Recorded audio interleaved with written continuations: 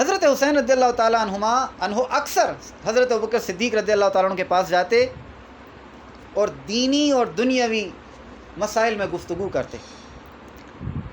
صدیق اکبر رضی اللہ تعالیٰ عنہ نے ایک دفعہ فرمایا، اے حسین رضی اللہ تعالیٰ عنہ، تم مجھے میری جان سے بھی زیادہ عزیز ہو، اس لیے کہ تم میرے آقائے نامدار کے نواسے اور میرے پیارے دوست علی المرتضیٰ کے فرزند اور جگر گوشہ بطول رسول صلی اللہ علیہ وسلم کے نور نظر ہو۔ تمہیں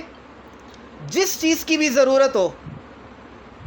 مجھ سے ضرورت پوری کرو اور بلا جھجک کہہ دیا کرو کہ فلاں شے کی طلب ہے۔ اگر مجھ سے نہ کہہ سکو، یعنی شرم آئے، ظاہر ہے اس وقت ان کی عمر 63 سال کی ہے، ذہن میں رکھیں، ان کی عمر 9 سال کی ہے، مجھ سے نہ کہہ سکو تو اپنی نانی جان عائشہ کو بتا دیا کرو۔ یہ روایت جو میں نے آپ کو پڑھ کر سنائی ہے، یہ تاریخ الخلفاء میں امام جلال الدین سیوطی رحمہ اللہ نے اس کو لکھا ہے، معاصر الآثار میں بھی اس کو ذکر کیا گیا۔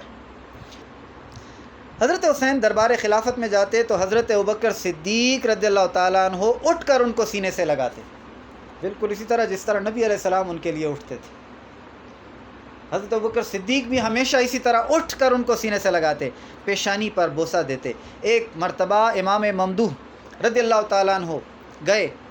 تو آپ رضی اللہ تعالیٰ عنہ نے چپکے سے انہیں کچھ رقم دے دی، جاتے جاتے ہو ذہن میں بچے رکھیں، اچھا ذہن میں وہ عمر یاد رکھیں، اور کہا یہ اپنی والدہ ماجدہ کے پاس لے جاؤ اور اس سے اپنی ضرورتیں پوری کرو۔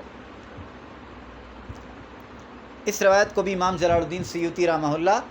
تاریخ الخلفاء میں لے کر آئے۔